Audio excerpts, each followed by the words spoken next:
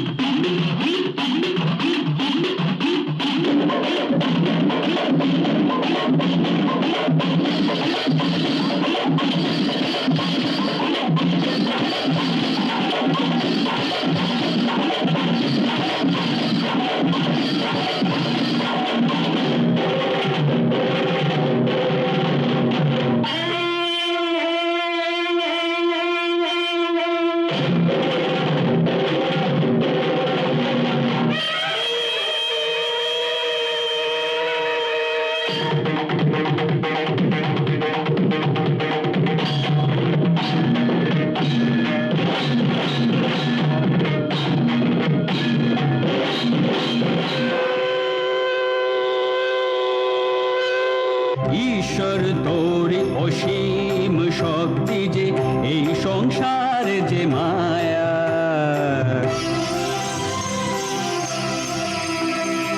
ঈশ্বর তোরে অসীম শক্তি যে এই সংসার যে মায়া,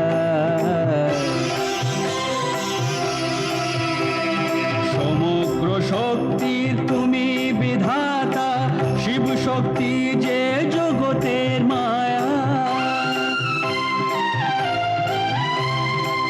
দিব্য শক্তি যে তুমি হও, আমরা সব তোর চরণে যে, আমরা সব তোর চরণে যে, আমরা সব তোর চরণে যে।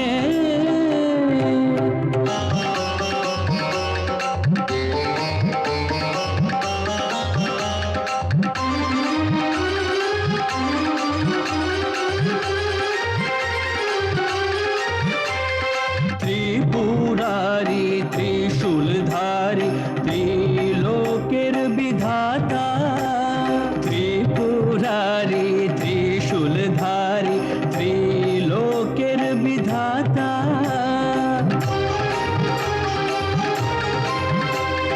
নাচে বেদের মূলাধার নৃত্যাঙ্গ স্বরূপ, সত্যজ্যোতি যে পঞ্চমুখী যে তুমি যেই আনন্দদাতা,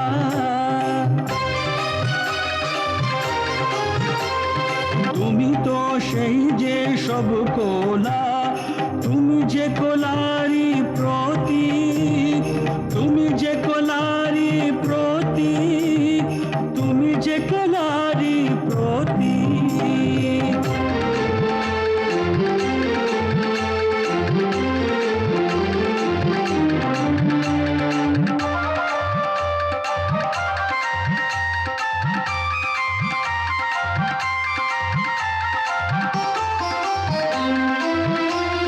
শিব শক্তির যে অটুট বন্ধন, পরমেশ্বর পার্বতী। শিব শক্তির যে অটুট বন্ধন, পরমেশ্বর পার্বতী। দয়ানন্দ সত্যরূপী তুমি যে, প্রলয়ের স্বরূপ তুমি। প্রলয়ের স্বরূপ তোমারি জয় জয়, তুমি আনন্দ জ্যোতি, তুমি আনন্দ জ্যোতি, তুমি আনন্দ জ্যোতি।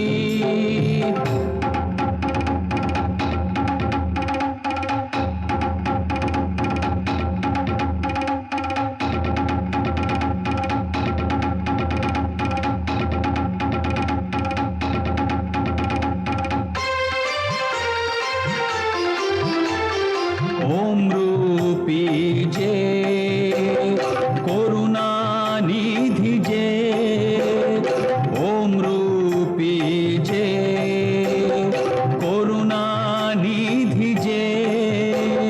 নমো নমো নটরাজা, নমো নমো নটরাজা, নমো নমো নটরাজা, নমো নমো নটরাজা। নটরাজা, নটরাজা, নটরাজা, নটরাজা, নটরাজা, নটরাজা, নটরাজা, নটরাজা। আজ মহাশিবরাত্রি। এই শুভ দিনে সর্বপ্রথম পূজনীয় গণেশ শিবশক্তি স্বরূপ কার্তিক এবং ধর্মগুরু দেবগণ পৃথিবীতে অবতারিত হয়েছেন। ব্রহ্মা, বিষ্ণু এবং মহেশ সব দেবগণই আজ এখানে একত্রিত হয়েছেন। সমগ্র মনুষ্য জাতি আজ ধ্যানরত একমাত্র দর্শনার্থে। অতএব আজকের এই পর্ব বিশেষ মহত্বপূর্ণ। নারায়ণ নারায়ণ, পৃথিবীতে সমস্ত মনুষ্য জাতি আজকের এই দিনে ধ্যান করে থাকেন জগৎমাতা। নারদ, দেবীর বাক্যালাপ শুনে তুমি কি নিজের মন থেকে বলছো, নতুবা মনে অন্য কিছু আছে তোমার? তার কারণ?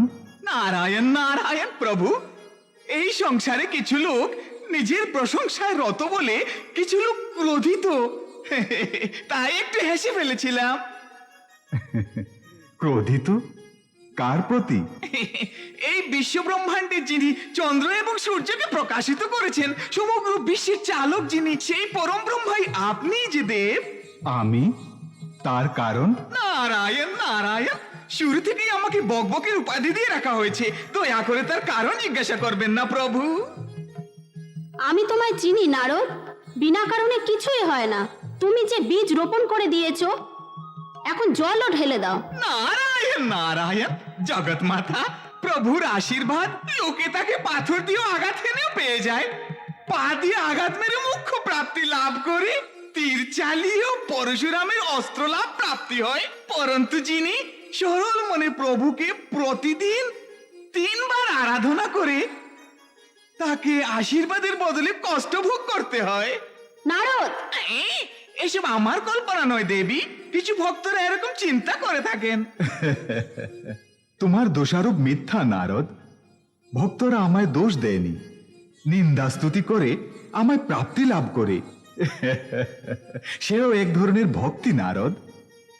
শুধু এইটুকু নয় নারদ, ভক্তগণ দোষারোপ করে এবং প্রশংসাও করে থাকে, তবুও তারা প্রভুর প্রিয় পাত্র। এই সংসারের ভালোর জন্যই প্রভু এ ধরনের মহিমা দেখিয়ে থাকেন। তুমি কি তা জানো না? আমি মহাদেবের মহিমা ভালোভাবেই জানি। আমি একজন লোক সঞ্চারক। মহাদেবের মহিমা 1 2 নয়, সমুদ্রে এক অথবা 2-3টে মাছ গোনা যেতে পারে, আকাশে চমকিত তারাও গোনা যেতে পারে, কিন্তু আপনার মহিমা যে অগণিত প্রভু। নারদমণি, আমার পিতাশ্রী মহিমার কোনো এক মহিমা কি বলতে পারেন? নারায়ণ নারায়ণ, দেবতাগণের মধ্যে যদি বিনা অর্চনায় পুজো হয়ে থাকে তবে আপনার পুজো করে শুরু করা উচিত, তা শিব বলেছেন। এও এক ধরনের মহিমা। বলে বাবা গণেশজি, আমি আপনাকে ঘটনার কথা বলছি। মনুষ্য প্রভু ভক্তদের মধ্যে আবির্ভূত হতে পারে, কিন্তু শিব মনুষ্য জাতির মধ্যে আবির্ভূত হয়েছেন। মগধ রাজ্যের রাজা চন্দ্রসেন, ওনার রাজসভায় রাজগুরু শিবশঙ্কর শাস্ত্রী ছিলেন। তিনিও যে শিবের পরম ভক্ত ছিলেন।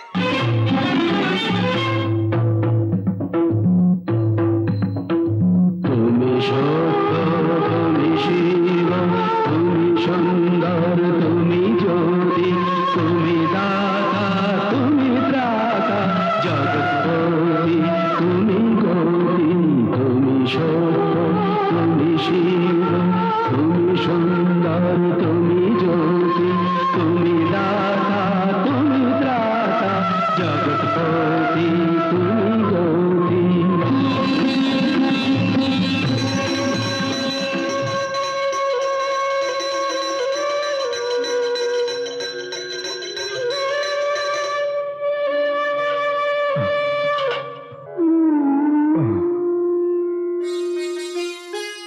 ওম নমঃ শিবায়।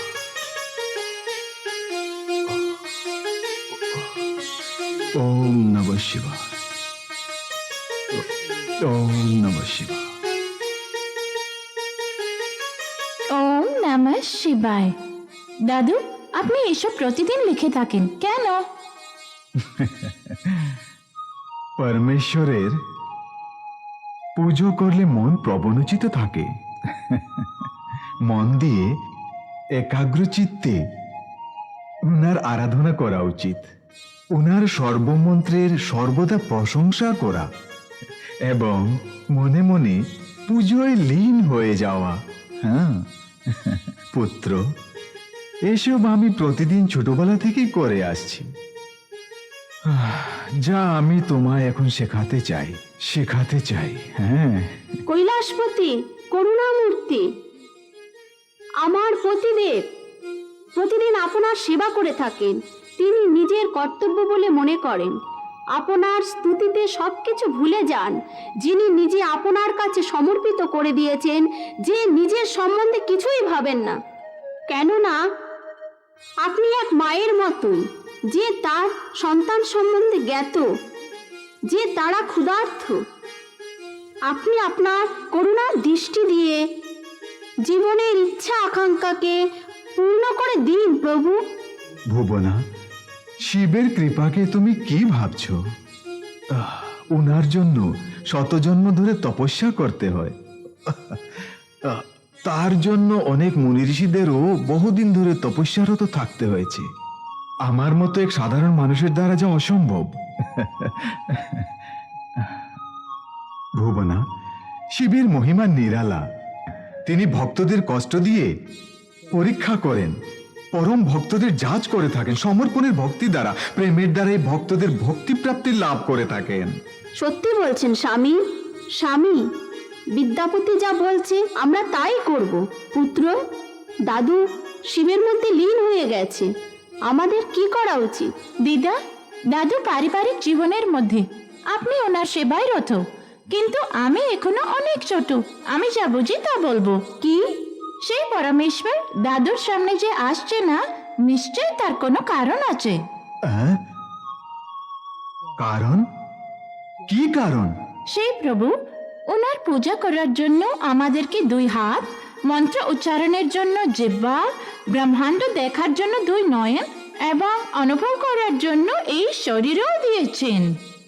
এমনকি ভাগ্য বলেও কিছু দিয়েছেন। যদি তিনি সম্যকদর্শী হন, তবে আপনি অসামঞ্জস্যের মধ্যে পড়ে কিম কর্তব্য ব্রহ্মদের মধ্যে পড়ে যাবেন, এবং সেই চিন্তা করেই শিব সম্যকদর্শী হতে চায় না।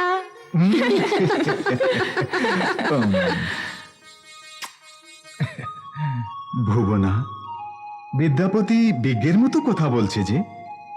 তার চিন্তাধারা তার বয়সানুপাতে অনেক বেশি। যদি প্রভু আমার সামনে চলে আসেন তবে আমি ওনার কাছে দুটো বচন চেয়ে নেব। কি ধরনের বচন? যে মন্দিরে আমি পুজো করি তার গর্বা হবে সোনায় তৈরি, আর তার সাথে প্রভুর বিগ্রহ স্থান হবে মণি মুক্তায় পূর্ণ, আর সেই জন্যই ধনরত্ন অতি আবশ্যক। মন দিয়ে প্রার্থনা করুন, মনোবাসনা অবশ্যই পূর্ণ হবে। আর দ্বিতীয় বচনটা কি? এই রাজ্যের রাজা এবং প্রজাদের রক্ষা করা, রাজার অনাবশ্যক ক্রোধকে যেন মিটিয়ে দেন এবং তাকে সদ্বুদ্ধি দান করেন। রাজার ক্রোধের জন্য আপনি এত ব্যাকুল কেন দাদু? কথায় রয়েছে, যথায় রাজা তথায় প্রজা। যেমন রাজা হবে তেমনি তার প্রজাও হবে, আর যদি প্রজা ভালোভাবে থাকে তবে রাজাও ভালোভাবে থাকবেন। জয় মহারাজের জয়, জয় মহারাজের জয়, জয় মহারাজের জয়, জয় মহারাজের জয়, জয় মহারাজের জয়, জয় মহারাজের জয়, জয় মহারাজের জয়। গুরুদেবকে আমার সাদর প্রণাম। মহারাজ, আজ আপনার জন্মদিবস। যুগ যুগ ধরে বেঁচে থেকো, আমার আশীর্বাদ রইল। মহারাজের জয় হোক, মহারাজের জয় হোক, মহারাজের জয় হোক, মহারাজের জয় হোক।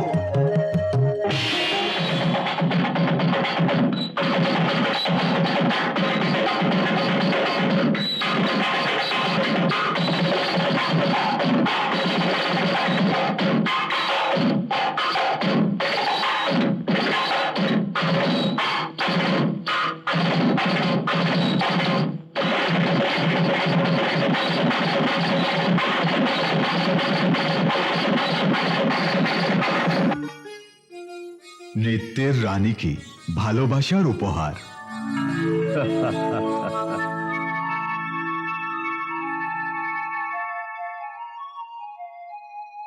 মহারাজ, গুরুদেব, আগামীকাল শিব মন্দিরে আপনার জন্য রুদ্রাভিষেকের ব্যবস্থা করা হয়েছে। জনতা জনার্দনের ইচ্ছা আপনি যেন এই শুভ কার্যে উপস্থিত থাকেন। আসবেন তো?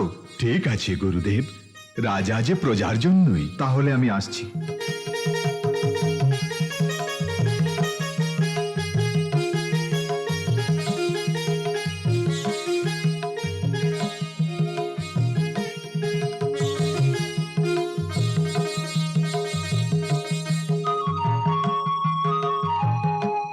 স্বামী, আজ এই বিশেষ পুজোর মুহূর্তে রাজার শুভগমনের যে এখনো পর্যন্ত কোনো ঘোষণাই করা হয়নি। ঠিক পুজোর সময় এখানে উপস্থিত থাকবেন বলে বলেছিলেন। ঠিক আছে, তুমি অন্য দেবতাগণের পুজো আরম্ভ করো, তন্মধ্যে রাজা চলে আসবেন। যথা আজ্ঞা। গলা থেকে নামিও না সুন্দর বালি, এ হচ্ছে তোমার প্রসিদ্ধির উপহার, যা তোমার গলায় সৌন্দর্যতা বাড়িয়েছে। প্রভু, আপনি এখানে যে? দাঁড়াও দাঁড়াও সুন্দর বালি, আমি এখানে রাজা বেশি নই, এক কলার প্রশংসক রূপে এসেছি। উপহার কলার জন্য ছোট বড় হয় না। অনেক উঁচু কথা বললেন প্রভু। আসুন আসুন মহারাজ, আপনার পবিত্র চরণ স্পর্শে আমার ঘর যেন সোনায় সোহাগা। প্রভু আসুন, বসুন প্রভু। যদি রাজার আদেশ হতো তাহলে আমি দৌড়ে এসে আপনার সেবায় রত হতাম। তুমি যে সুগন্ধ ফুলের সুগন্ধিত রানী, মৌমাছিদের আমন্ত্রিত করলে তারা যে আসবে না সে কি কখনো হতে পারে? তাদেরই তো সেই সুগন্ধিত ফুল থেকে মধু আহরণ করার অধিকার রয়েছে। এসো সুন্দর বালি।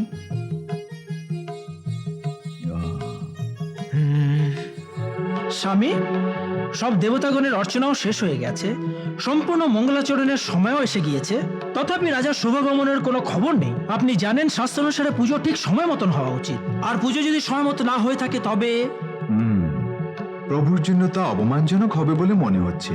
আপনার অজানিত কিছুই নেই, আপনি যা বলবেন আমি তাই করব।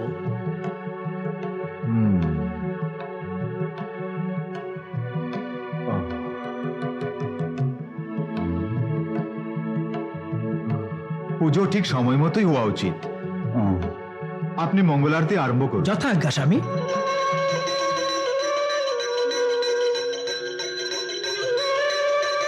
ওম নমঃ শিবায়।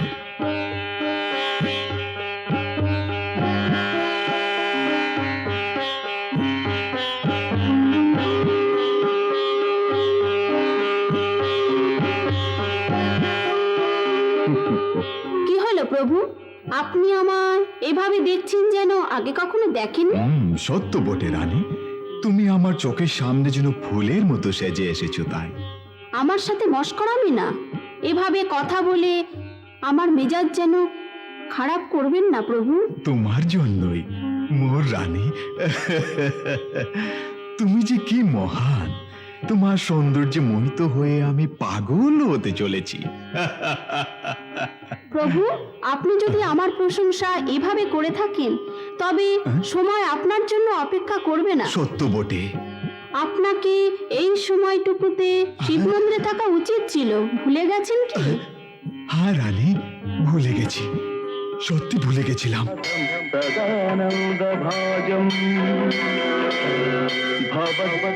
ভবদ্ভূতেশ্বরম ভূতনাথম শিবম শঙ্করম শম্ভুমেশানমীডে। ওম নমঃ শিবায়। স্বামী, এখন কি করা যায়? আপনি যা বলবেন আমি তাই করব। পরম্পরানুযায়ী রাজাকে প্রসাদ দিয়ে মন্দিরের দরজা বন্ধ করে দিন।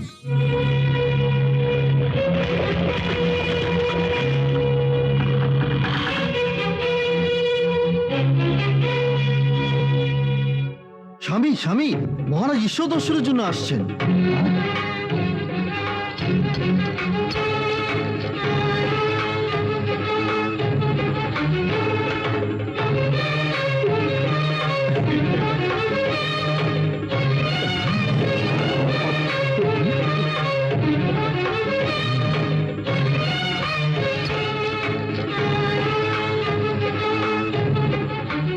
মন্ত্রী, প্রভু, তুমি কি আমার মন্দির আগমনের জন্য পূজারীকে সংবাদ পাঠাওনি? পাঠিয়েছিলাম মহারাজ। যদি তাই হয় তাহলে আমার এই অপমান কেন? মহারাজ, যা হয়েছে তার জন্য আমায় ক্ষমা করুন। আমি পূজার সময় পর্যন্তই আপনার প্রতীক্ষা করছিলাম। পুজোর সময় হয়ে যাচ্ছিল, আর আপনি যদি না আসেন তবে পরম্পরা অনুযায়ী পুজো করে মন্দির দ্বার যে বন্ধ করে দেওয়া হয়। পূজারী, এই ধরনের কথা বলার তোমার সাহস কি করে হলো? দাঁড়াও, তুমি হাজার কারণ বললেও এটা হচ্ছে আমার মহা অপমান। ঠিক আছে, যা হবার তা হলো। এই নিমিষে মন্দিরের দরজা খুলে দিন, আমি আবার পুজো করব। মহারাজ, আমি যে পূজারী, আমি যা বললাম তা কি শুনতে পাওনি? আমি করজোড়ে আপনাকে মিনতি করছি। সময়ান্তরে দ্বার খোলা আর পুজো করা শাস্ত্র অনুযায়ী সেজে তার বিরোধিতা স্বামী। চুপ করো। আমার আগমনের খবর পেয়েও দরজা বন্ধ করা এবং পুজো করা যে আমার ঘোর অপমান। মন্ত্রী, প্রভু, এই পূজারীকে যে আমার অপমান করেছে তাকে দণ্ড দাও। যে আদেশ। মহারাজ, আপনার কথা অনুযায়ী পূজারী মহোদয় যদি অপরাধ করে থাকেন তবে দণ্ড তাকে দেওয়া উচিত নয়, দণ্ড আমায় দিন। গুরুদেব, আপনি এ কি বলছেন? যা কিছু হয়েছে পূজারী মহোদয় আমায় জানিয়ে করেছেন। গুরুদেব, আজ পর্যন্ত আপনার জন্যই আমার এ জীবন, কিন্তু আজ আপনি এমন আশ্চর্যজনক কথা বলছেন। আমি আপনাকে বলছি বাস্তবে কি হয়েছিল মহারাজ। প্রভুর পুজোর সময় পর্যন্ত উপস্থিত থাকা অতি আবশ্যক ছিল একটা শাস্ত্রমত নিয়ম, এবং যদি তা হয় তবে তা রাজ্যের জন্য গৌরব এবং রাজার প্রতিও সম্মানজনক ব্যাপার।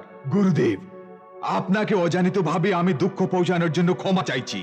কেননা এই মন্দির দ্বার রাজার পুজোর জন্যই শুধু খোলা থাকবে না, এই মন্দির দ্বার অনিশ্চিতকালের জন্য বন্ধ করে দেওয়া হোক, এই আমার আদেশ। মহারাজ, যদি এই মন্দির দ্বার বন্ধ করে দেওয়া হয় তবে ভক্তরা কিভাবে পুজো করবেন? কেন? প্রভুর পুজোর জন্যই কি এখানে শুধু এই একই মন্দির? প্রভু কি আর কোথাও নেই? এমন কোনো জায়গা নেই যথায় প্রভু নেই। যেমন তিল থেকে তেল হয়, দধিতে মাখন, বাদলের মধ্যে জল, কাঠেতে আগুন, এই সংসারে ক্ষণে ক্ষণে কোনায় কোনায় প্রতি জায়গাতেই তিনি বিরাজমান। অর্থাৎ মানুষের কল্পনার মধ্য দিয়ে পাথরকে কেন পুজো করা হয় গুরুদেব? মহারাজ, ভগবানের মূর্তি মানুষের কল্পনা হতে পারে, আপনার জ্ঞানই আপনার সম্পত্তি, অজ্ঞানতাই আপনার সাংসারিক ক্ষুধা, তবে তা ক্ষণিকের জন্য।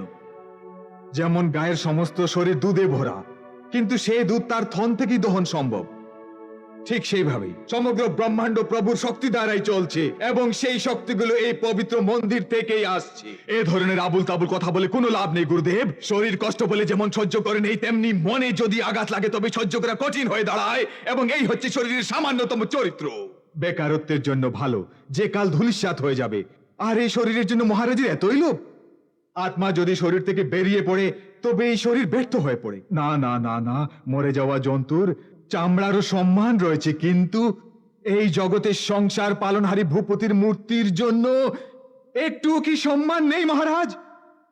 তেমনিতেই এই শরীর পরমেশ্বরের সৃষ্টি, তেমনি তাকে সমর্পিত করে দেওয়া উচিত। গুরুদেব, আপনি যদি এভাবে চিন্তা করে থাকেন যে আমিও ভগবানকে শ্রদ্ধা করব, ওই ভগবানকে, তবে আমি 3টি প্রশ্ন করছি আপনাকে। যেদিন আপনি আপনার অন্তর থেকে আমায় সন্তুষ্ট করতে পারবেন সেদিনই আমি আমার নিজ হাতে এই মন্দিরের দ্বার খুলে দেব। কি বলেন গুরুদেব? প্রশ্ন করুন মহারাজ। ভগবান কোথায়? তিনি ভগবান, তিনি কোন দিকে তাকিয়ে আছেন?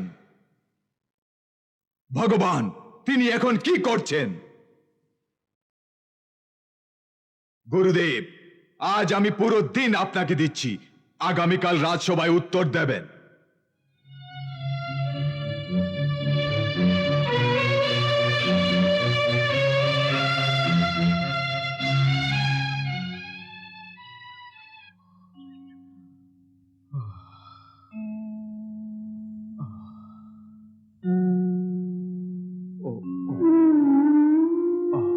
ভগবান কোথায়? তিনি ভগবান, তিনি কোন দিকে তাকিয়ে আছেন? ভগবান, তিনি এখন কি করছেন? গুরুদেব, আজ আমি পুরো দিন আপনাকে দিচ্ছি, আগামীকাল রাজসভায় উত্তর দেবেন। হে মহাদেব।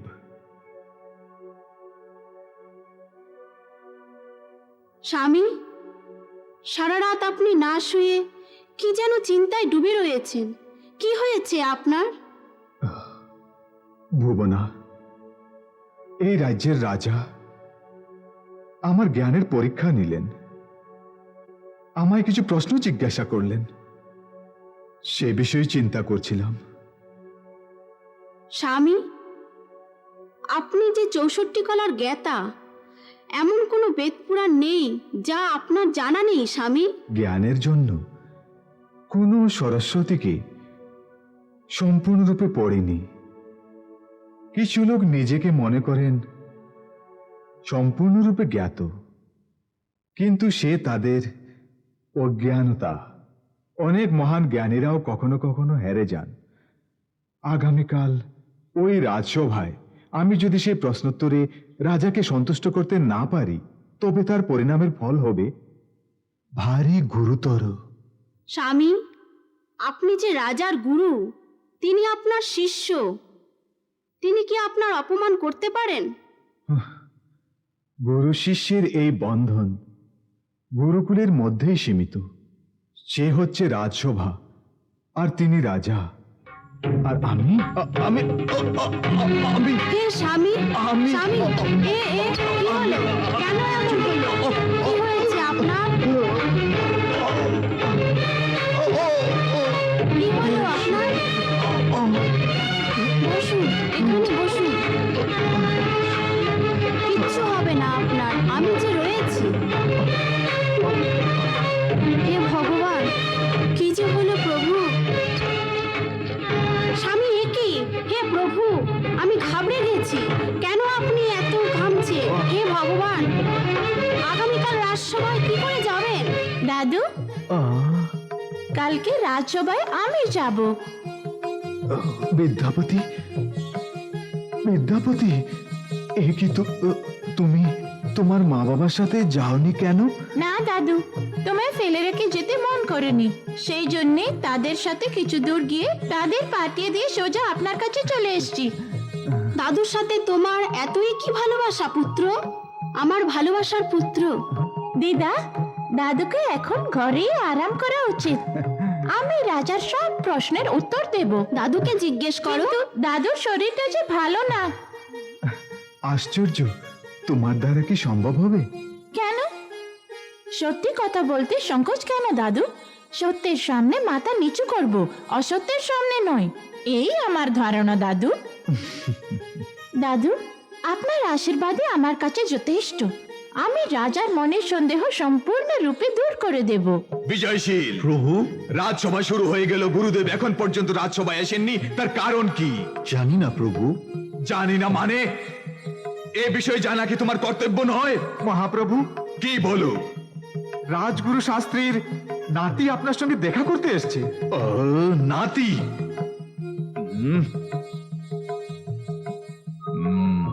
ঠিক আছে, আসতে বলো। রাজাদিরাজ, রাজ মহারাজ, রাজকুল তিলক, রাজ পরমেশ্বর, রাজ উপাধ্যক্ষ এবং যোদ্ধা শ্রী শ্রী শ্রী চন্দ্রসেন মহারাজ, এই ছোট বালকের সাদর প্রণাম গ্রহণ করুন। গুরুদেবের প্রতীক্ষায় আমি এখানে বিরাজমান, কিন্তু তোমার আসার কারণ? বলছি মহাপ্রভু, আমার দাদুর শরীর হঠাৎ খারাপ হয়ে যাওয়ায় আমাকে এখানে আসতে হলো।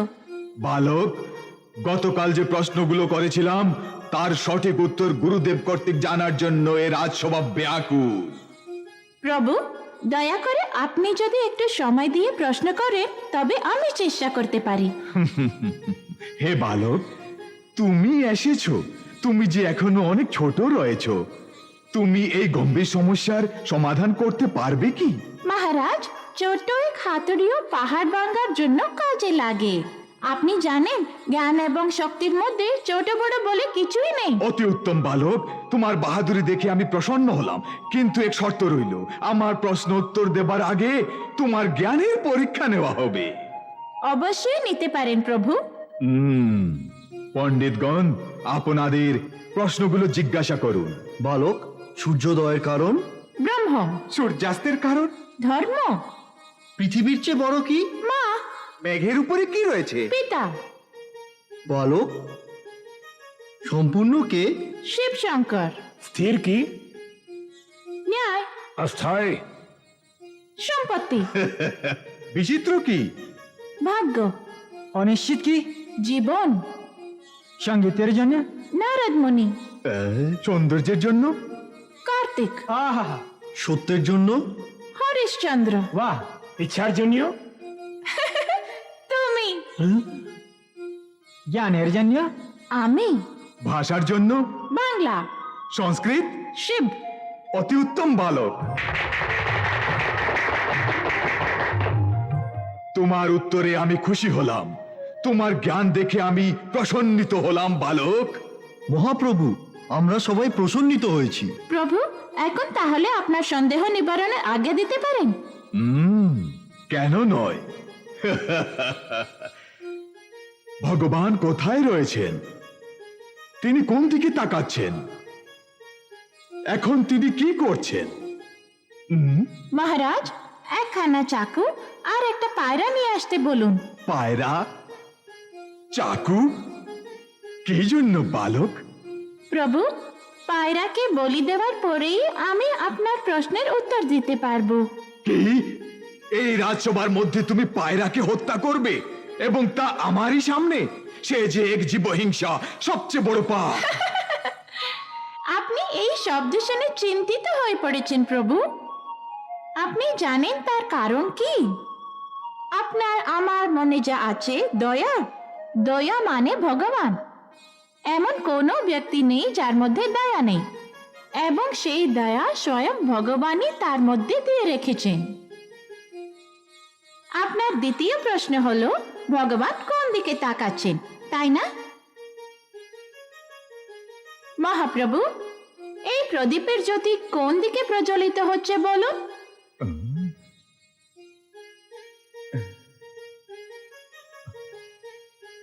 এই জ্যোতি চতুর্দিকে প্রকাশিত হচ্ছে যে?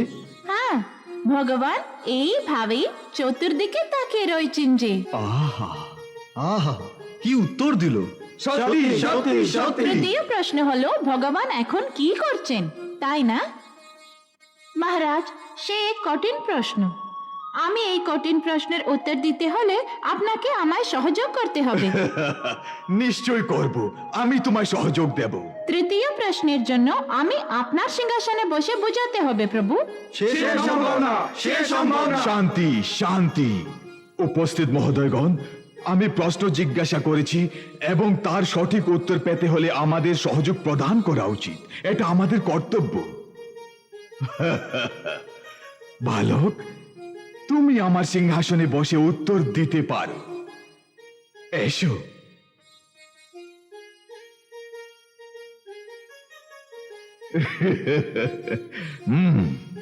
সিংহাসনে বসো।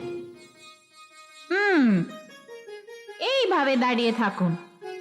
মন্ত্রীজি, যত সব ধনরত্ন একত্রিত আছে সেই সব গরিবদের দিয়ে দেওয়া হোক।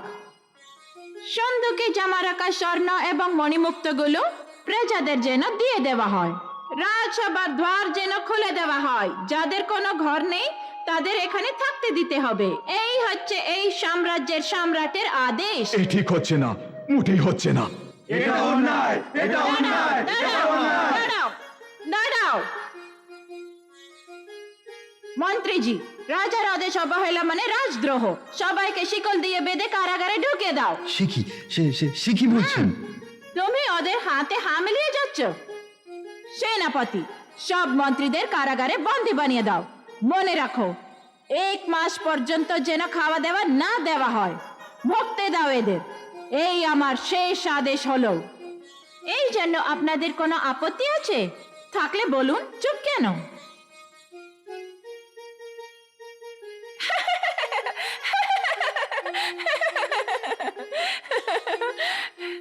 দেখলেন আপনি, ক্ষণিকের মধ্যেই আপনি একজন রাজা হয়ে এক সাধারণ ব্যক্তির মতন মুখ নিচু করে আমার সামনে দাঁড়িয়ে আছেন। এক সাধারণ বালক মানে আমি এক রাজা হয়ে দাঁড়িয়ে আছি। এখন যে ভগবান এই করছেন। যদি ভগবান ইচ্ছা করে তবে এক ভিক্ষুকও রাজা হতে পারে এবং এক রাজাও রাস্তায় ভিক্ষা করতে পারে।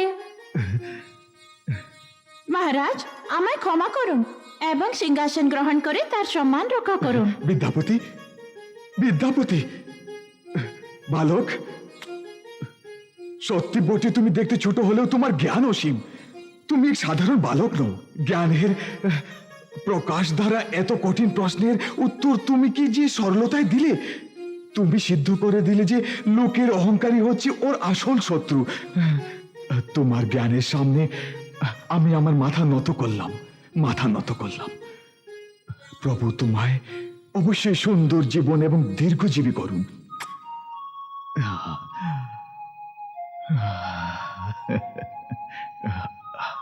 বালক বিদ্যাপতি, যুগ যুগ ধরে জিও। বালক বিদ্যাপতি, যুগ যুগ ধরে জীবিত থেকো। বালক বিদ্যাপতি, যুগ যুগ ধরে জীবিত থেকো। বালক বিদ্যাপতি, যুগ যুগ ধরে জীবিত থেকো। বালক বিদ্যাপতি, যুগ যুগ ধরে জীবিত থেকো। বালক বিদ্যাপতি, যুগ যুগ ধরে জীবিত থেকো। বালক বিদ্যাপতি, যুগ যুগ ধরে জীবিত থেকো।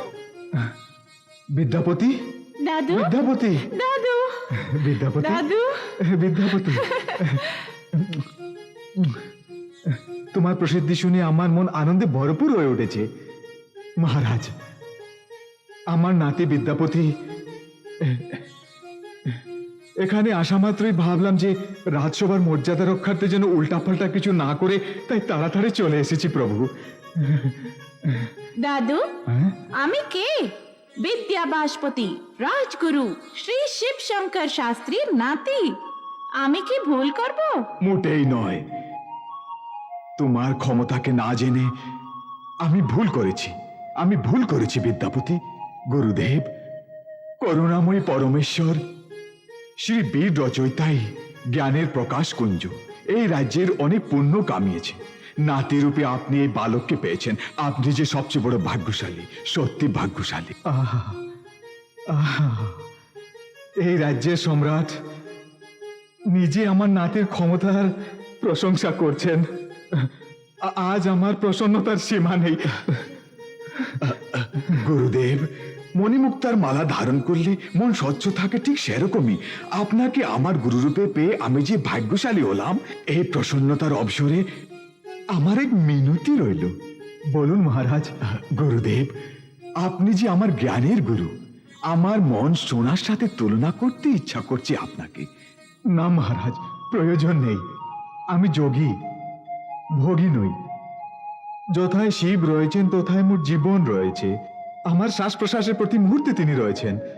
এই দেখুন, শিবের চরণে যে মোর সম্পত্তি, তিনি আমার নিকট স্বর্ণতুল্য এবং তিনি আমার নিকট মুখ্য বিষয়।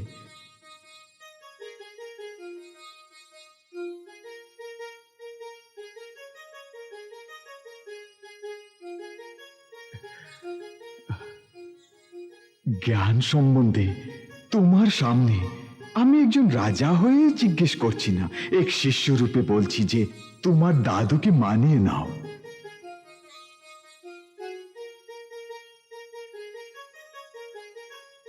দাদু, নিজের স্বপ্নকে সত্যরূপ দেওয়ার জন্য স্বর্ণ তোলবার যে ভালো, সেটি স্বীকার করে মহারাজ এবং প্রভুকে প্রসন্নিত করুন।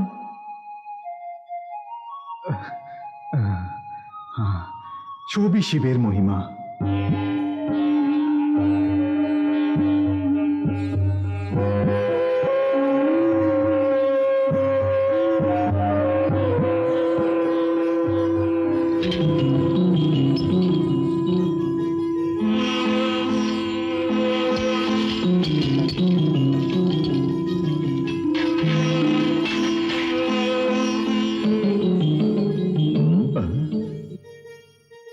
মন্ত্রী, স্বর্ণমুদ্রা নিয়ে আসুন।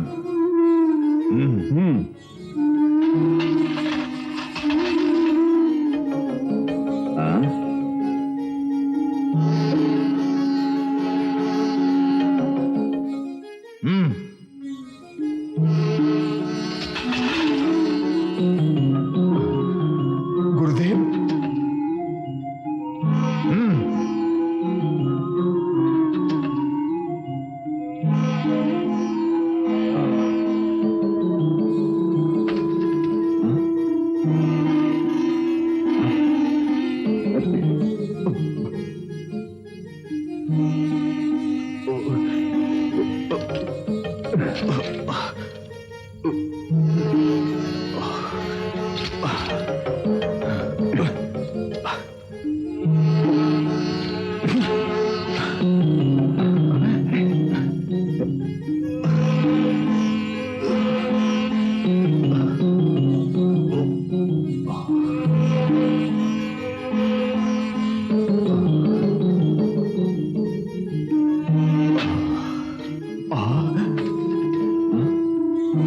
হে প্রভু, সে কি ধরনের আশ্চর্য যে আমি কি পাপ করেছি যে আমায় পরীক্ষা নিচ্ছেন। না, বিদ্যাপতি, বিদ্যাপতি, আমি যে কিছু বুঝে উঠতে পারছি না।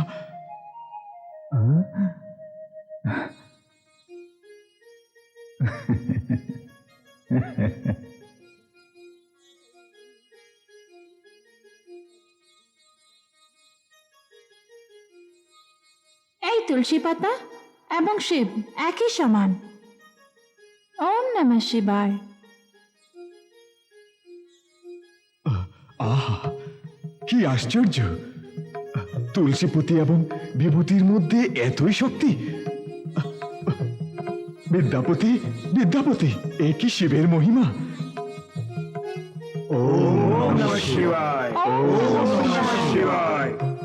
ওম নমঃ শিবায়, ওম নমঃ শিবায়। গুরুদেব, গুরুদেব, এখন কমপক্ষে স্বর্ণমুদ্রাগুলো গ্রহণ করে আমায় অনুগ্রহিত করুন। না না গুরুদেব, সে যে ভগবানের দেয়া বচন। কৈলাসপতি, নটরাজ, এ কি ধরনের কঠিন পরীক্ষা! এই বৃদ্ধ বয়সে কি আমার পরীক্ষা নিচ্ছেন? দাদু, মনে করিয়ে দিচ্ছি, আপনি বলেছিলেন শিব সম্মুখবর্তী হলে ওনার কাছে আপনি দুটি বরদান চেয়ে নেবেন। তার মধ্যে এক হবে মন্দির গৃহের জন্য স্বর্ণস্তম্ভ, তার জন্য এই যে ধনরত্ন, এবং অপরটি হলো যে মহারাজ যেন নিজের ক্রোধ ত্যাগ করে দেন। আপনার ইচ্ছানুসারে মহারাজ এখন শান্ত হয়ে রয়েছেন, তাই না দাদু?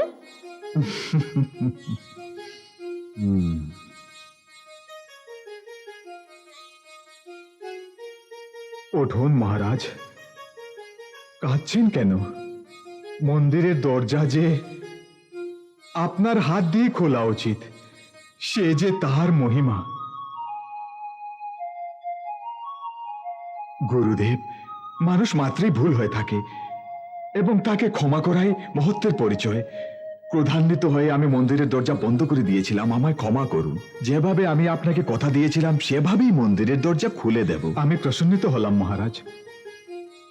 ভক্তদের প্রাণ যে ভগবান, ভগবান যিনি তার ভক্তদের ভালোবেসে থাকেন এবং ভক্তদের ভালোবাসাই তার পছন্দ। ভক্তির মধ্যে ভগবান রয়েছেন। আপনি নিজ হস্তে মন্দির দ্বার খুলে এই ভক্তদের শিব দর্শন করিয়ে দিন।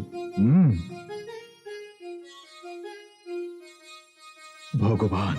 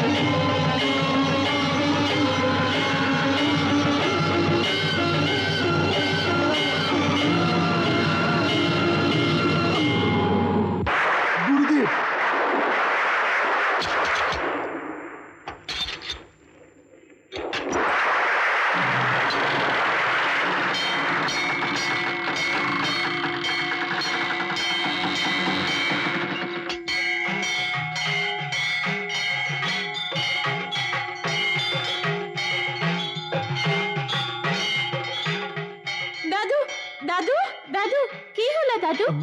দাদু, দাদু, উঠুন দাদু, উঠুন। মন্দিরের দরজা যে খুলে গেছে। ঈশ্বর, হে ভগবান। দাদু, দাদু, আমরা সবচেয়ে ফিরে এসে গেছি। তুমি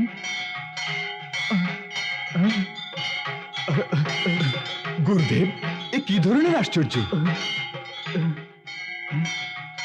তুমি দাদু, আপনি এরকম দেখছেন কেন? আমি বিদ্যাপতি যে, আমি মা বাবার কাছে গ্রামে চলে গেছিলাম না। হে প্রভু, এ কি সমস্যা! তুমি তুমি বলো, তুমি কে? আমি কে? আমায় চিনতে পারছেন না?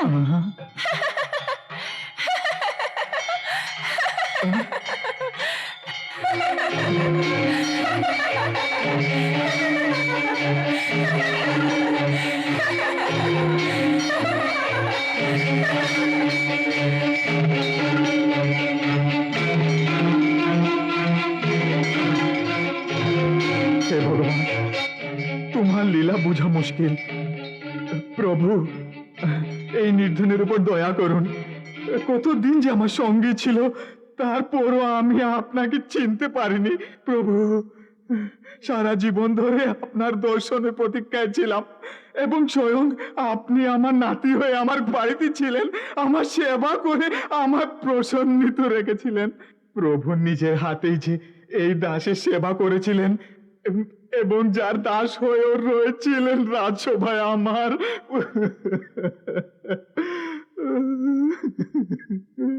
রাজসভায় আমার মান আপনিই রেখেছেন, আমার সম্মান আপনি রক্ষা করছেন।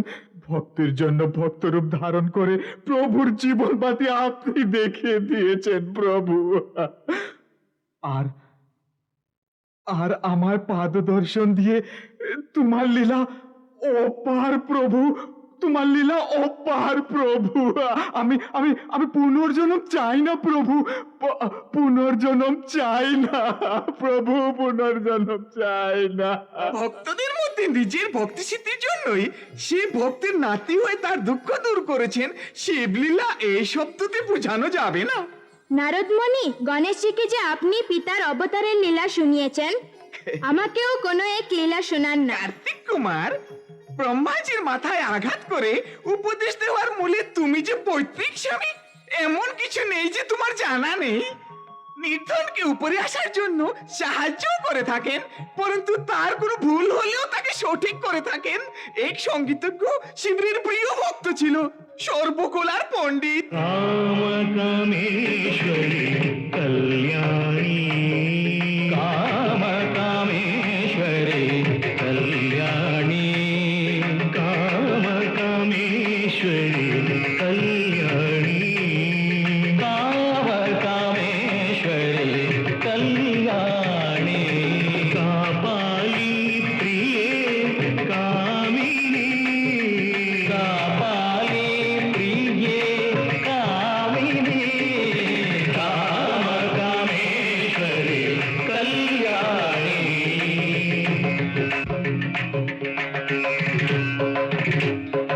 సరి సారి సని దని సని సని ద పద ని ద ని ద ప మ గ రి స గ రి గ మ కామ కామేశ్వరి కళ్యాణి, గరి రి గరి రి ని ద రి ని ని ని ని ద మ గరి రి ని ని ద ర మ గరి గ మ కామ కామేశ్వరి కళ్యాణి, సగరి సగరి సరి గద మ గద మ గ మ సని ద ని ద మ ద మ గ మ గరి సరి గ మ కామ కామేశ్వరి కళ్యాణి, సా స సా స స స సా స సా స స స రి రి రి రి రి రి రి రి రి రి గా గ గా గ రి రి రి రి సని ద ని సా రి ని స ద ని ప ద ని ద ప మ కామ కామేశ్వరి కళ్యాణి, సా స సా స సా స సా స గరి సని రి రి రి రి రి రి రి రి గరి సరి గ గ గ గ గ గ రి రి రి రి రి రి స స స స స స స స స సరి స సరి సరి ని ని స ని ని స ని స గ ద ని ద ద ని ద ని ప ప ద ప ప ద ప ద రామ ప మ ప ద ప ద ని ద ని ద మా ప ద ప ద ని ద ని ప ని సరి గ గ ని ని స ద ని ని గ ని ద ని ని ని స ద ని ని ద ద ని ద ని ద ద ద ని ని ద ద ప ప ప ప ద ని గ ని ద ని ద ని ద ని ద ప గ ని ద ప ని ద ని ద ప ద ని ద ప మ ని ద ప మ ని గ మ ద ప గ మ ద ని ద ని ద ప మ కామ కామేశ్వరి కళ్యాణి,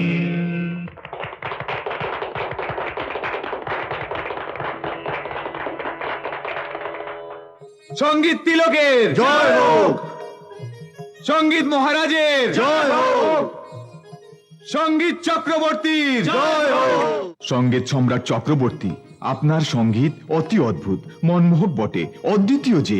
কি যে সঙ্গীতের বর্ষা ছিল, কি যে রাগ তার, কি যে সুরের মেলা ছিল। মহারাজ, আমরা এখানে কি জন্য এসেছি, কেনই বা কানে বর্ষা করে চলেছি, আপনি কি জানেন না?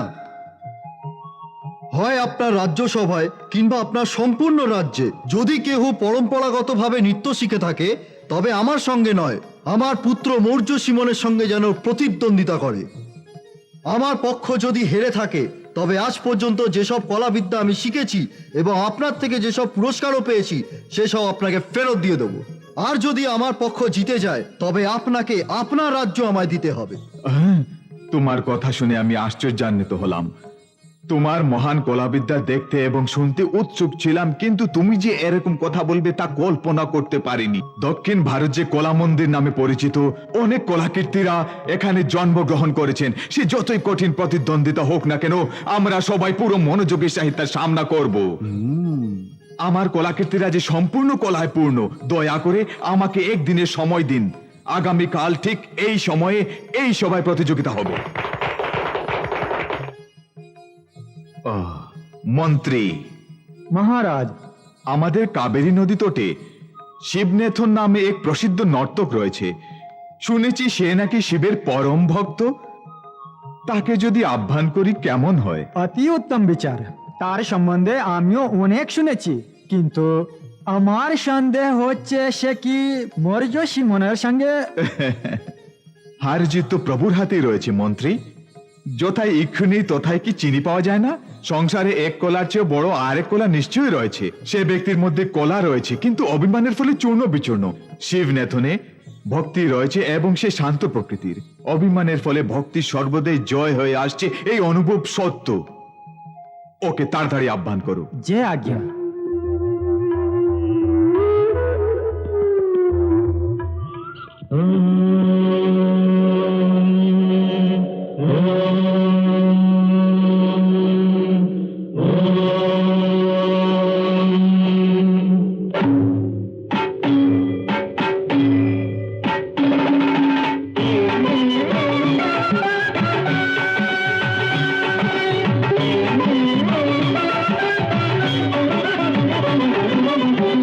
মহারাজ রাজ দরবারে আপনাকে আমন্ত্রণ জানিয়েছেন। কি মহারাজ ডেকে পাঠিয়েছেন? হ্যাঁ, স্বামী, মহারাজের ডাকার পেছনে কোনো কারণ নিশ্চয়ই আছে। আপনি হয়ে আসুন, ভালোই হবে। চলুন। মৌর্য সিমনের সঙ্গে আমি প্রতিযোগিতা করতে পারবো না। আমি এক সাধারণ নর্তক হচ্ছি, তাকে প্রতিযোগিতায় কি করে পরাজিত করতে পারি মহারাজ? করতে পারবে, তুমি পারবে। হাতি তার নিজ শক্তি সম্বন্ধে অজ্ঞাত শিব, তোমার যোগ্যতার সহিত আমি পরিচিত। এই প্রতিদ্বন্দ্বিতায় তুমি জয়লক্ষ্মীকে মালা পরিধান করাতে চলেছ। এই প্রতিযোগিতায় তুমি নিশ্চয়ই জয়ী হবে, এই আমার বিশ্বাস, অটল বিশ্বাস। আমায় ক্ষমা করুন মহারাজ। নৃত্যকলা আমি সম্পূর্ণরূপে নটরাজকে সমর্পিত করে দিয়েছি, তা থেকে আমি বেরিয়ে আসতে পারবো না। শিবনাথন, এ আমার রাজ্যের সম্মান এবং মর্যাদা রক্ষার প্রশ্ন। তুমি যদি রাজ্যের সম্মান বাঁচাতে নৃত্য করো, তবে সেটা হবে তোমার শিবের প্রতি ভক্তির পরিচয়। রাজ্যের সেবা যে ঈশ্বর সেবা, তা তুমি জানো। শিব, এখন আর চিন্তা করার সময় নেই। আগামীকাল তুমি প্রতিযোগিতায় অংশ নিচ্ছ, এই আমার আদেশ।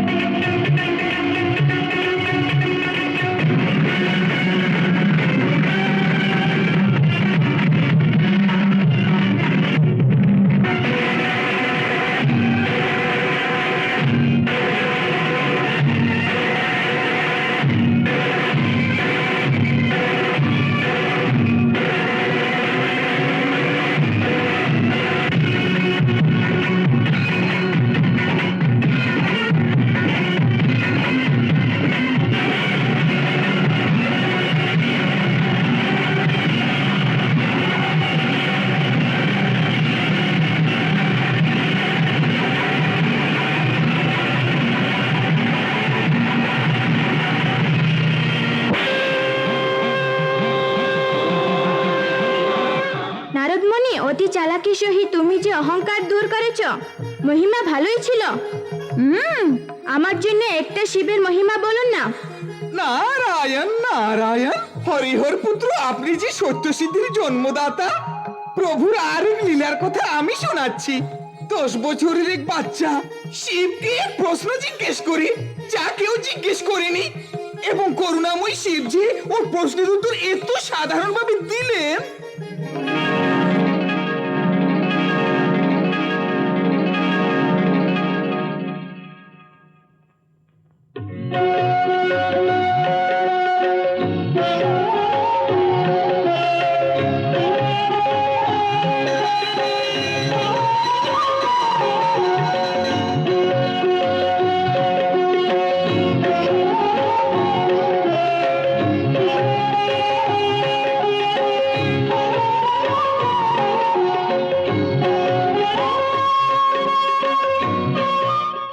জয় ভোলেনাথ, জয় শিব শঙ্কর।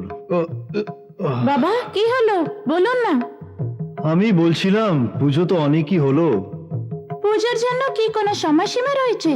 বাবা এ কি বলছেন আপনি? তা না হলে কি, 7 সকালে উঠে পুরো মন্দির পরিষ্কার করে অভিষেক করে নারিকেল জল এবং ফল দিয়ে পুজো পার্বণ করে থাকি। আর ভালো লাগছে না। ও তাহলে এই কথা। বাবা এত কষ্ট করে পূজা করার কি দরকার? আর আর কি বলি তোমায়, এই সবাই ভালো থাকার জন্যই তো। ঠিক আছে বাবা, হ্যাঁ জলের উৎপত্তি কে করেছে? ভগবান। ফুলের? ভগবান। শাকসবজির? ভগবান আমার মা। না বাবা, ভগবান আমাদের যা দিয়েছেন সেসব দিয়ে ভগবানের অর্চনা করে আমরা ভালো থাকার জন্য পুজো করা কি উচিত বাবা? হ্যাঁ কেন মা, আজ তুমি যে বিভিন্ন ধরনের প্রশ্ন করেই যাচ্ছ। বলছি বাবা, আমাদের নিকট যা আছে তা দিয়ে প্রভুকে অর্চনা করাটাই উচিত, তাই না বাবা? তা আমরা সে পরমাত্মাকে কি দিতে পারি মা? মন দিয়ে ভক্তি করা বাবা। অনেক বড় কথা, তুমি অনেক সাধারণভাবে বলে দিলে মা। আজ পর্যন্ত আমি এক মূর্খের মতো পুজো করে আসছি মা। আজ আজ তুমি আমার পুজোর মর্ম বুঝিয়ে দিলে মা। আজ থেকে তুমি যে আমার গুরু। আপনি আমাকে প্রণাম করছেন কেন? কিছু নয় মা, কিছু নয়। তুমি বাড়ি যাও, আমি আসছি। তুমি যাও যাও। জয় শিব শঙ্কর। বাবা এ কি বাবা, আজ আপনি আমায় চান করিয়েছেন, নতুন জামা কাপড় পরিয়েছেন আর এত সাজাচ্ছেন যে? আজ যে তোমার জন্মদিন। বাহ, আজকে যদি মা থাকতো বাবা আমার জন্য ক্ষীর বানাতো, মিষ্টি বানাতো, তাই না বাবা? আজকে মার কথা খুব মনে পড়ছে বাবা।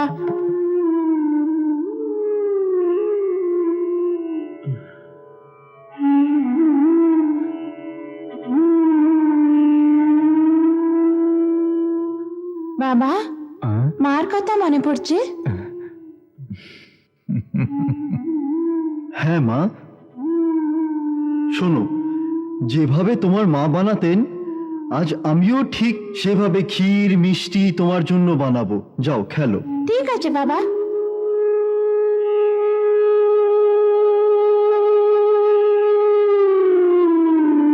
কল্যাণী, তুমি আমাদের মেয়েকে দেখেছো? ওর চলাফেরা, কাপড় পরা এবং ভক্তি তো ঠিক তোমারই মতো। ও ঠিক তোমারই মতো কল্যাণী। ওকে দেখে সর্বদা তোমারই কথা মনে পড়ে কল্যাণী। ওম নমঃ শিবায়, ওম কৈলাসয় নমঃ, ওম গঙ্গাধরকে নমঃ, ওম মহাদেবকে নমঃ। হে পিতা পরমেশ্বর, এ বছরের সময় মতো বর্ষার ঋতুতে যেন বর্ষা হয় এবং ফসলাদি যেন অধিক পরিমাণে হয়, সবাই যেন চিরসুখে থাকে। সবাই শুনুন, স্বামীর জন্য স্বর্ণাভিষেকের আয়োজন করা হচ্ছে। আপনারা সবাই আবশ্যক দিতে পারেন।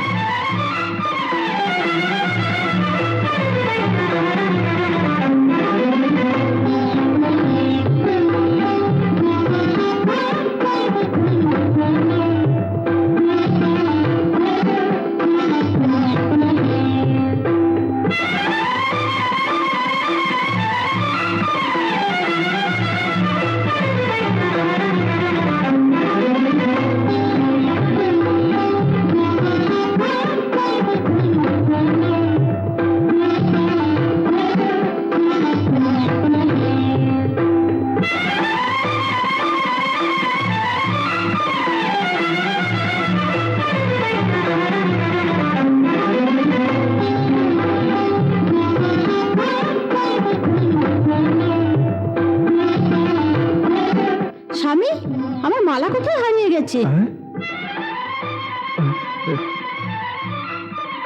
সব আভূষণ যে এখানেই ছিল। শুধু এর মালাই যে এখানে নেই ঠিক আছে। তুমি যদি আমার বাড়ি এসে চাইতে, তবে তুমি যা চাইতে আমি তাই দিতাম। তার পরিবর্তে তুমি ভগবানের সামনে মিথ্যে বলছো। ভগবানের সামনে দাঁড়িয়ে আমি বলছি, আমি গরিব বটে, কিন্তু আমি লালচি নই। দয়া করে আমার বিশ্বাস করুন, যে মালা সবার চোখের সামনে ছিল, সে মালাকে কোথাও লুকিয়ে রেখে বলছো হারিয়ে গেছে। তার মতলবটা কি? এদিকে দেখুন, একটি আভূষণও ভেতরে নেই। আমি সারা আভূষণ এই থালার মধ্যেই রেখেছিলাম। নীলকণ্ঠ, তুমি নিজে বুদ্ধি বলে আমায় মূর্খ বানাতে পারবে না। সবার সামনে আমি তোমায় অপমানিত করতে চাই না। কাল ঠিক এই সময় মালা আমার নিকট চলে আসা চাই, নতুবা আমি নিজেই জানি না কি করব। চলো পুত্রী।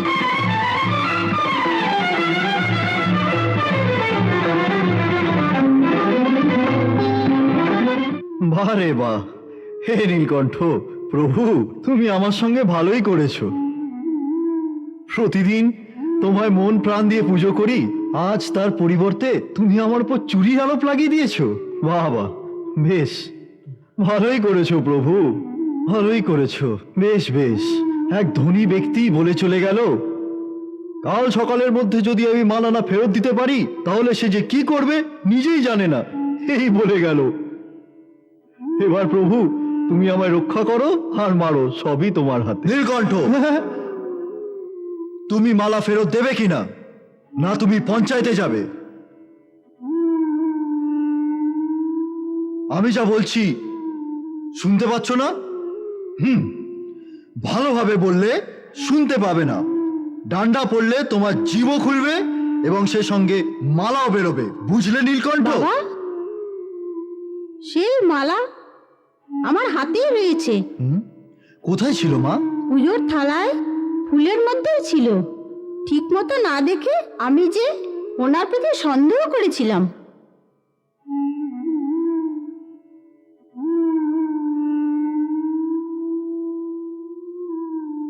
নীলকণ্ঠ, আমি জানতাম যে তুমি লোভী নও। ক্রোধান্বিত হয়ে তোমার সঙ্গে দুর্ব্যবহার করেছি, তোমার মনে আঘাত এনেছি, আমায় ক্ষমা করে দাও। বিনা কারণেই আপনাকে আমি সন্দেহ করেছিলাম, ক্ষমা করুন। কে যে কাকে ক্ষমা করে, তার মূলেই রয়েছে সেই শিব লীলারই মহত্ব।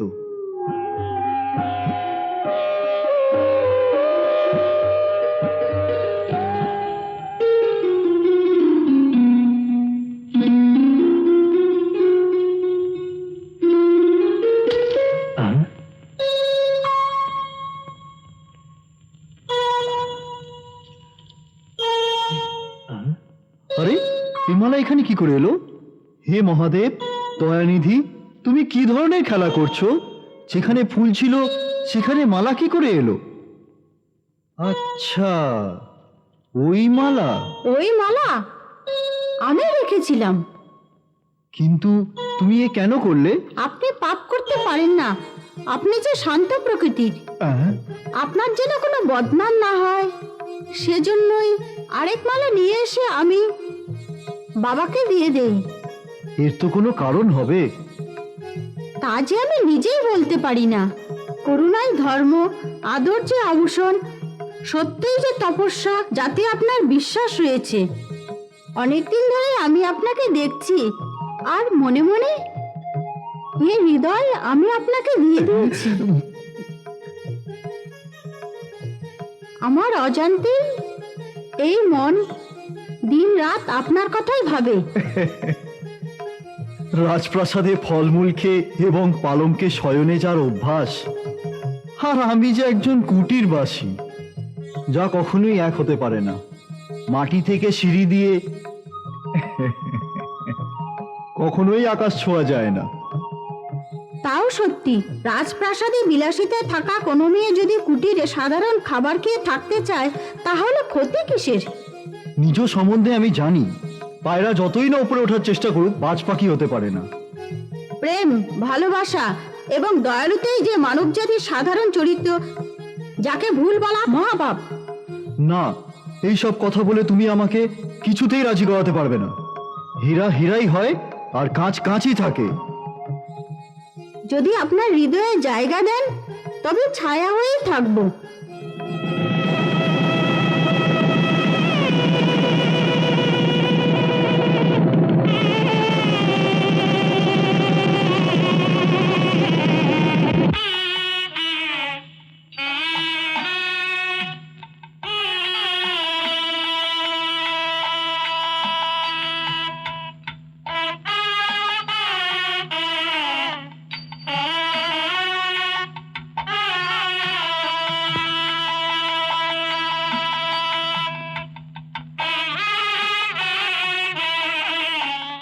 সোনার পুতুলের মতন তোমার এক মেয়ে হবে।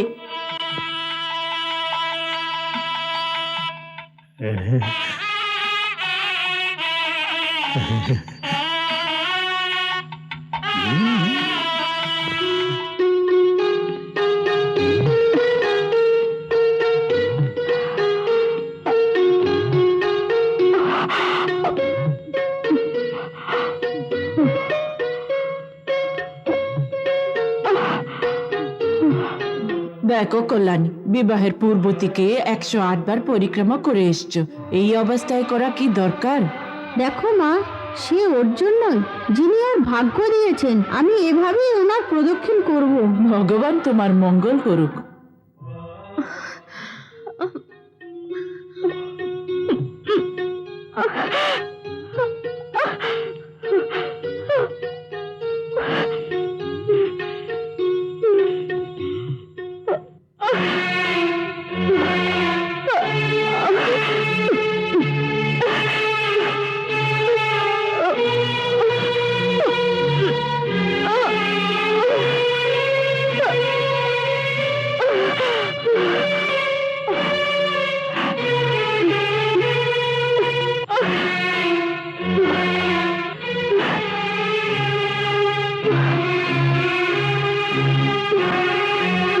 হে প্রভু,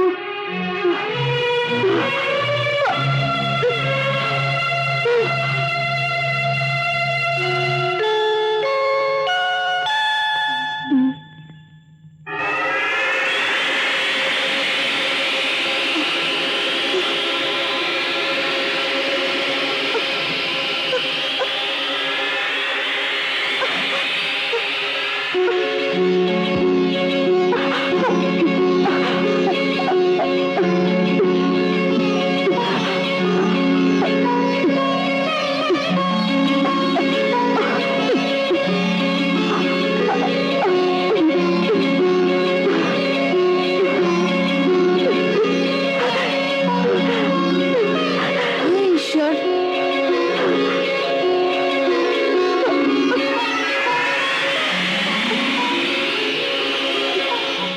হে ঈশ্বর, দরিদ্রের উপরে তোমার অসীম ভালোবাসা।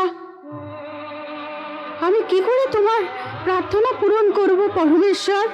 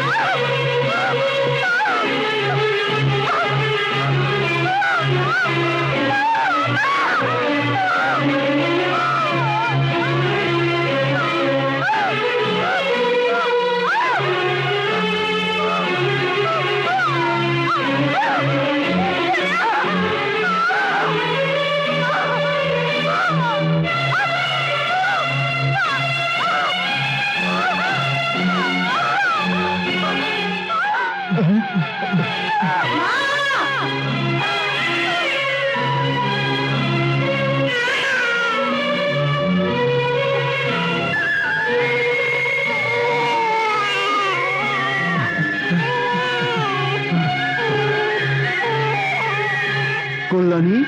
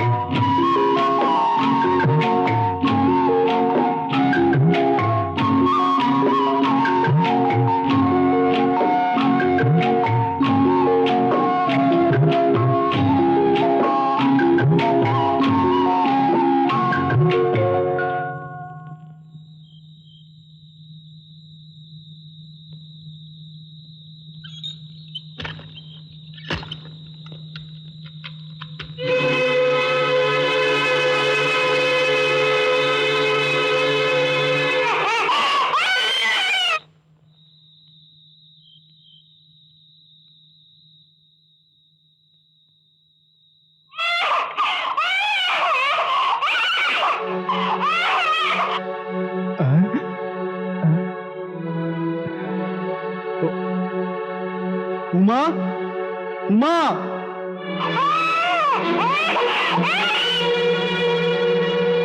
উমা, উমা, উমা,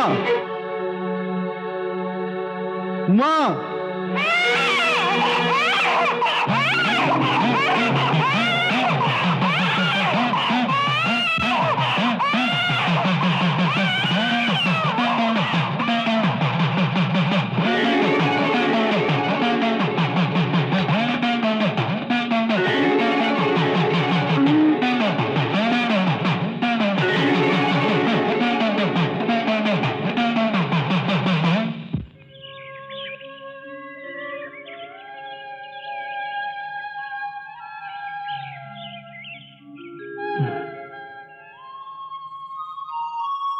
হে সর্বেশ্বর, কাল থেকে আমার সন্তানকে খুঁজতে খুঁজতে হয়রান হয়ে পড়েছি। সে কোথায় এবং কিভাবে আছে কে জানে। তার যেন কোনো অঘটন না ঘটে। ওর দেখাশোনা এখন তোমারই দায়িত্ব।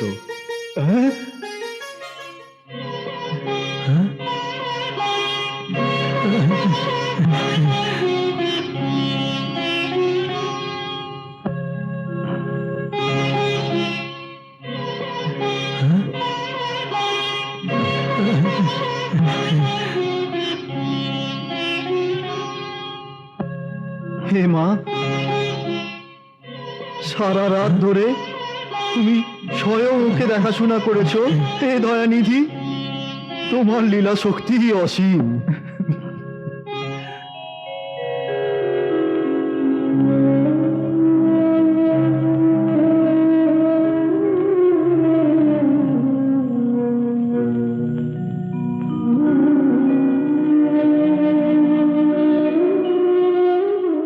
এই শুনছো, এদিকে দেখো। কল্যাণী, আপনি সবসময় আমার চিন্তা করে থাকেন, রাত দিন না শুয়ে অতি আদরে আমাদের উমাকে লালন পালন করছেন, তাই না? তাতেই আমি প্রসন্নিত।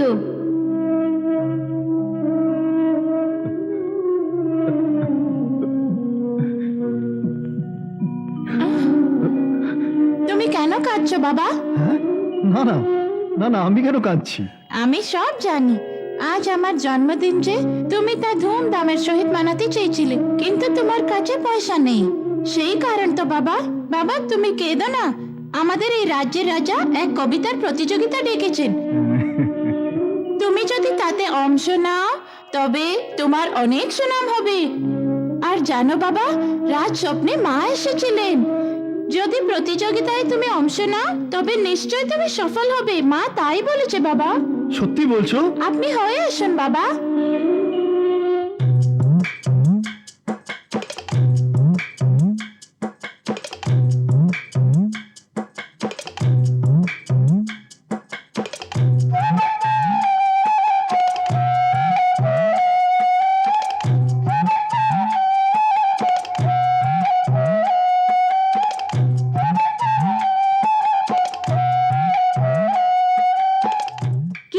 সারা কাজ তুমি একাই করছো, তোমার কাকাকে পুজো করবেন না?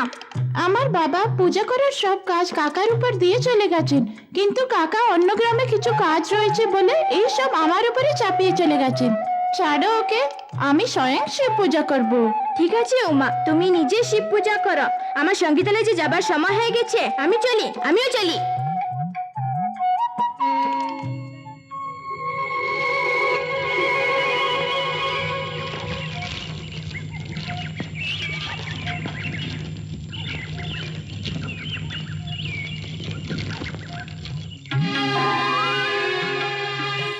ভগবান পরমেশ্বর, আমি তোমার জন্য ভোগ নিয়ে এসেছি।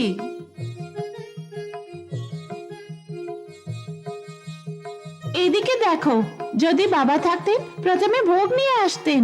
তিনি আজ বাইরে গেছেন, তাই মার আসা উচিত ছিল, কিন্তু আমার যে মা নেই, তুমি কি তা জানো না? আমি আমার মায়ের চেহারাটুকু দেখতে পাইনি। আমি যে ছোট মেয়ে, তাই না? নিজে চান টান করে খাবার দাবার বানিয়ে নিয়ে আসতে হলো, এই জন্য একটু দেরি হয়ে গেল। প্রভু, তুমি আমার সঙ্গে কথা বলবে না পরমেশ্বর? কেন আমাকে আসতে দেরি হয়ে গেল বলে রাগ ধরেছে তোমার? কাল থেকে আমি সময় মতোই নিয়ে আসবো। এখন এসে খেয়ে নাও। এসো প্রভু, আমার বন্ধু বান্ধবরা খেলার জন্য আমার অপেক্ষা করছে। এসে খেয়ে নাও বাবা। তুমি যদি ইচ্ছা করো তবে তোমাকে আমি খেলতেও নিয়ে যাব। আসছো আমার সাথে? দেখো, তুমি যে হচ্ছে ভগবান, এসব কি তুমি ভালো করছো? যদি আমার সাথে কথা না বলে থাকো তবে আমি কাঁদবো। তুমি জানো, তাড়াতাড়ি খাবার বানাতে গিয়ে আমার হাত যে পুড়ে গেছে এবং আমার খাওয়া হয়নি, এই চিন্তা করে যে তোমার খুব খিদে পেয়েছে। এসো বাবা, হাত জোড় করছি, এসে যাও না। করুণানিধি, এক ছোট্ট মেয়ে হৃদয়ে তোমাকে ডাকছে, তাতেও তোমার দয়া আসছে না? দেবী, যদি আমি তাড়াহুড়ো করে খেয়ে ফেলি তবেই ছোট্ট মেয়ের আবদার শোনার অবসরগুলো শেষ হয়ে যাবে বলে শান্ত আছি। তুমি আসবে না, তাই তো? এত করে বলার পরও তোমার দয়া আসে না?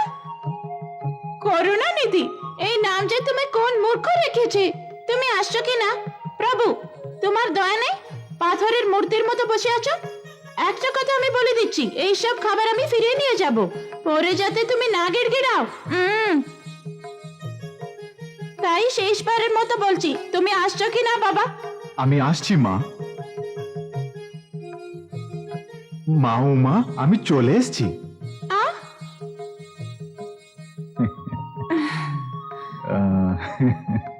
হে প্রভু, তুমি চলে এসছো প্রভু। আমাকে এত কাঁদিয়ে এখন এসছো বুঝি? যাও, আমি তোমার সাথে কথা বলবো না।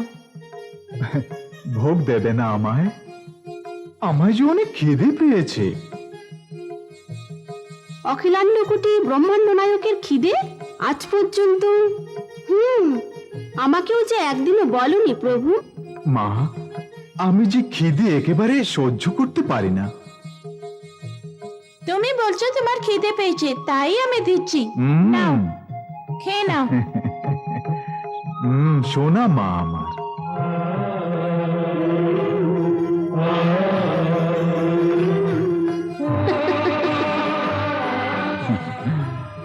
পেট ভরে গেছে। ভোগটা সত্যি সুস্বাদু ছিল। ঠিক আছে ঠিক আছে, বেশি বকবক করো না। কাল থেকে আমি ডাকা মাত্রই চলে এসো, বুঝলে? হ্যাঁ, আসবো, নিশ্চয়ই আসবো। তাহলে আমি চলি প্রভু।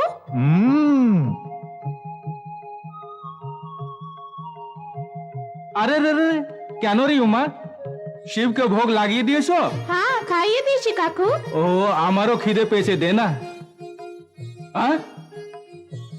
এর মধ্যে যে কিছু নেই মা, প্রসাদ কোথায় গেল? সেসব আমি নিয়ে গেছিলাম, খুব স্বাদ হয়েছে বলে প্রভু সব খেয়ে ফেলেছে। প্রভু খেয়েছেন? প্রভু নিজে এসে তোমার সামনে ভোগ খেয়েছেন বুঝি? হ্যাঁ কাকু, বাবা রোজ ভোগ লাগাতেন, কিন্তু আজ আমি নিয়ে আসছি বলে তিনি আসছেন না কেন? আমি ছোট্ট মেয়ে বলে দেরি হয়ে গেছে। কাকু, আমি অনেক ভালোভাবে ডাকলাম, কেঁদেও ডাকলাম, তবুও আসেননি, তাই আমার রাগ ধরে গেছিল। তখন আমি ধমক দিয়ে ডাকা মাত্রই কোথা থেকে দৌড়ে চলে এসে সমস্ত ভোগ খেয়ে ফেলেছে। পাথরের লিঙ্গ বুঝি কোথাও ভোগ খায়? কেউ কি বিশ্বাস করবে? এইদিকে এসো, বসো। মা, তুমি আমার আদরের মা নয়, আমার দুষ্ট মা। সারা প্রসাদ তুমি একাই খেয়ে ফেলেছো না মা, মিথ্যে বলবে না।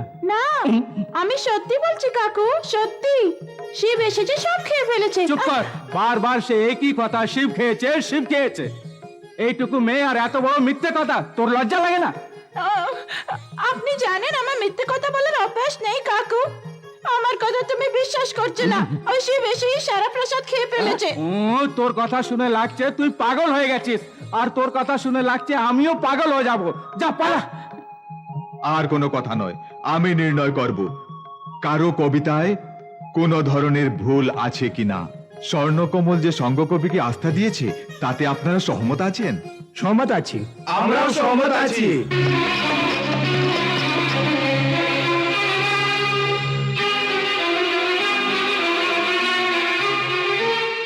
সভাবৃন্দগণ, কবি নীলকণ্ঠের কবিতায় কোনো ধরনের ভুল আছে কিনা যদি জলদেবতা স্বর্ণকমলের স্থান দিয়ে স্বীকার করে নেন, তবে সেই হবে শিবের আস্থান। ইহা স্বর্ণকমলে রেখে দাও।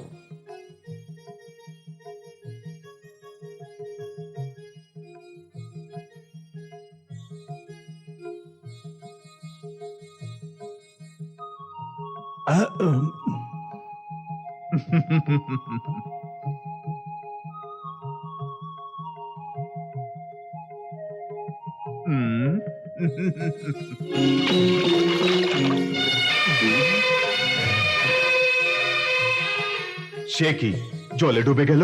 আমি প্রথমেই বলেছিলাম মহারাজ, নীলকণ্ঠের কবিতায় কোনো ভুল আছে। জলদেবতা স্বয়ং ইহাকে ফিরিয়ে দিলেন। মহাপ্রভু, স্বর্ণকমল তাল পাতা নিয়ে এখনো বেরোয়নি। নীলকণ্ঠকে যে নিয়ে এসেছিল সেও এখন মিলিয়ে গেল। কবি সঙ্গ সঠিক নির্ণয় করেছে। কেন কবি, তুমি চুপ কেন?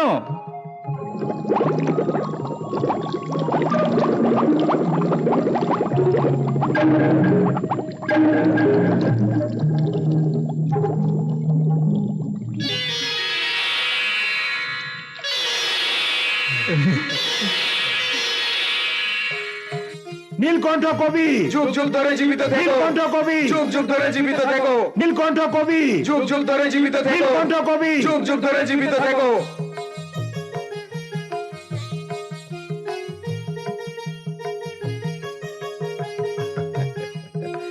রাজকবি সঙ্গ স্বীকার করছে যে নীলকণ্ঠের কবিতায় কোনো ধরনের ভুল নেই, এই জন্য তাকে বিজয়ী ঘোষণা করা হলো।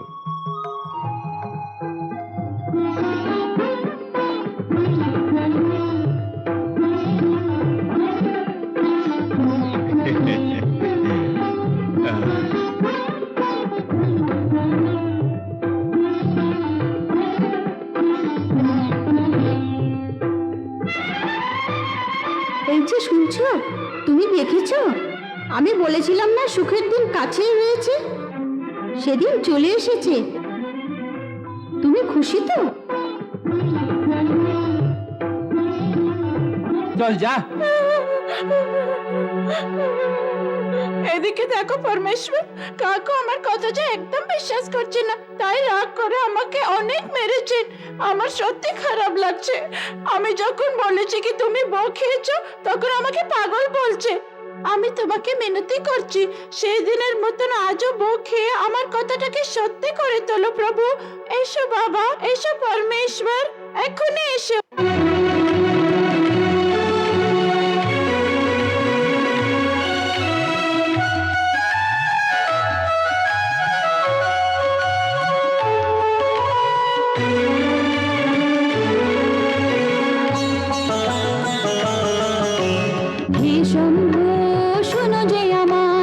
আমাকে যে তুমি করো যে পার, হে শম্ভু শোনো যে আমায়, আমাকে যে তুমি করো যে পার।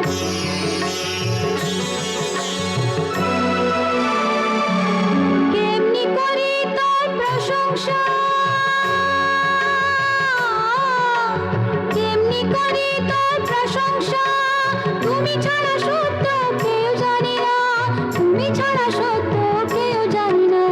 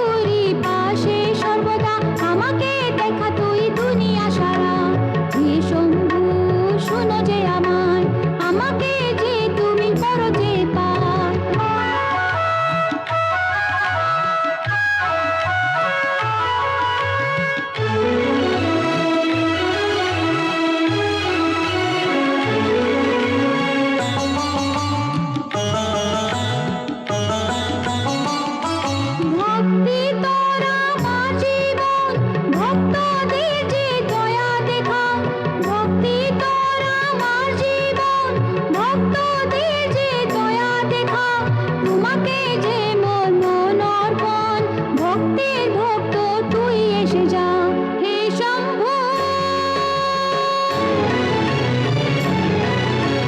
হে শম্ভু,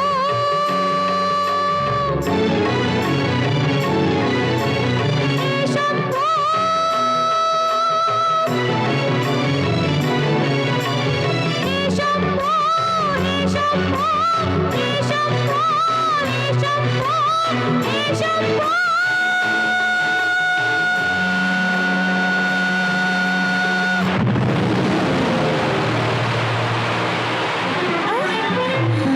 ঈশ্বর, পরমেশ্বর, তুমি এসে গেছো প্রভু। খাও, দাও। খেয়ে নাও।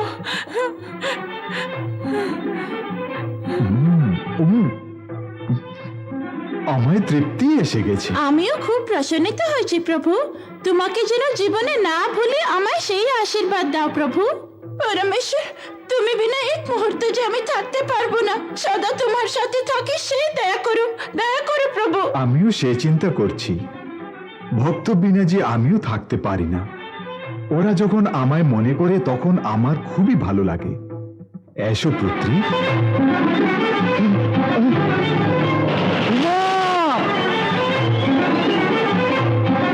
শুনছো?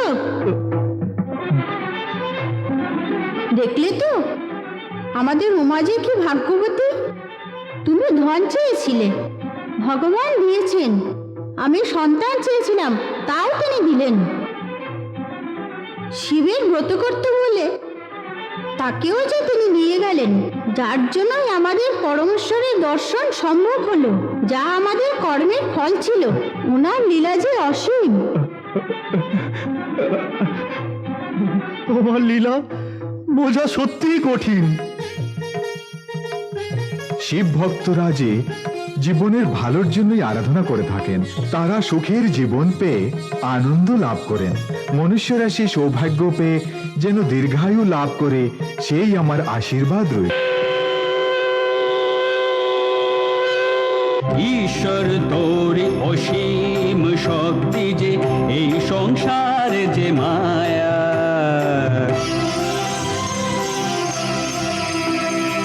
ঈশ্বর তোরে অসীম শক্তি যে এই সংসার যে মায়া, সমগ্র শক্তির তুমি বিধাতা, শিব শক্তি যে জগতের মায়া, দিব্য শক্তি যে তুমি হও, আমরা সপ্তর চরণে যে, আমরা সপ্তর চরণে যে, আমরা সপ্তর চরণে যে।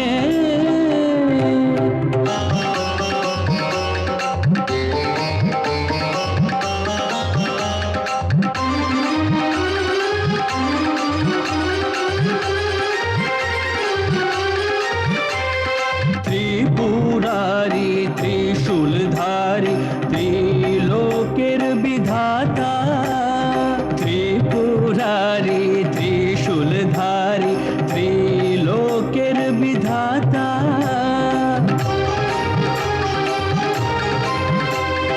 নাচে বেদের মূলাধার নৃত্যাঙ্গ স্বরূপ, সত্য জ্যোতি যে পঞ্চমুখী যে তুমি যেই আনন্দদাতা,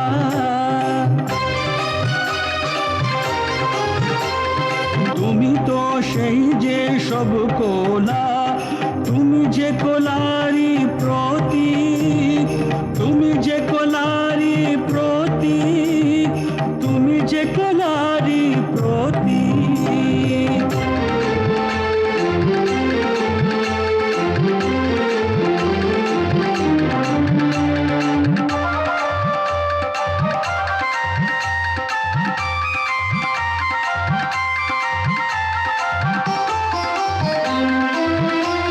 শিব শক্তির যে অটুট বন্ধন, পরমেশ্বর পার্বতী, শিব শক্তির যে অটুট বন্ধন পরমেশ্বর পার্বতী দয়ানন্দ সত্যরূপী তুমি যে প্রলয়ের স্বরূপ তুমি প্রলয়ের স্বরূপ তোমারি জয় জয় তুমি আনন্দ জ্যোতি তুমি আনন্দ জ্যোতি তুমি আনন্দ জ্যোতি